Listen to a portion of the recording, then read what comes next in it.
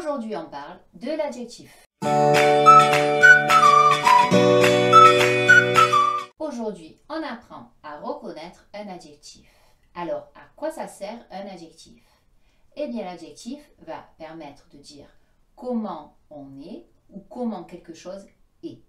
Plus précisément, il va donner une information sur le nom ou sur une chose. L'adjectif, c'est une classe grammaticale, une nature.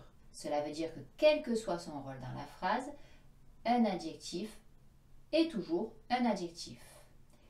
Mais il peut avoir deux fonctions différentes. C'est soit un adjectif épithète, soit un adjectif attribut du sujet. Tu te rappelles? Nous allons revoir quelles sont les classes grammaticales, nature, et quelles sont les fonctions. Commençons par les classes grammaticales.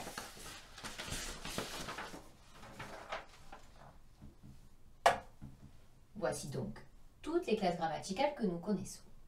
Les déterminants, les noms, les adjectifs, c'est ce dont il est question aujourd'hui, les prépositions, les pronoms, les conjonctions de coordination et les adverbes.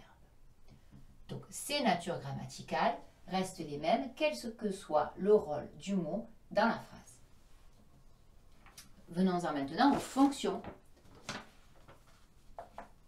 Donc, nous avons ici les fonctions qui sont en rapport avec le verbe, le sujet, l'attribut du sujet qui peut donc être un adjectif, le complément d'objet direct, le complément d'objet indirect, tous les compléments circonstanciels et les fonctions en rapport avec le nom comme l'épithète ou le complément du nom.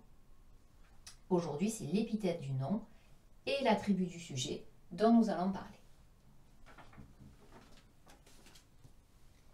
Alors, comment je reconnais un adjectif? Eh bien, l'adjectif va dire, on l'a dit tout à l'heure, comment une chose ou comment quelqu'un est. Prenons un exemple. Ma sœur est petite. Si je me pose la question de savoir comment est ma sœur, je trouve de suite l'adjectif. Elle est petite. Donc, je peux marquer dessous adjectif. Donc, petite, quelle que soit sa place dans la phrase, sera toujours un adjectif.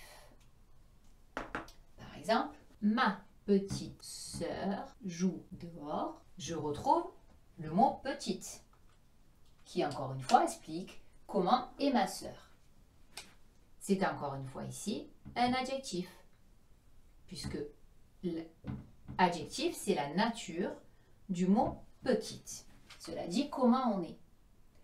Mais comment savoir si j'ai un adjectif épithète ou si j'ai un adjectif attribut du sujet?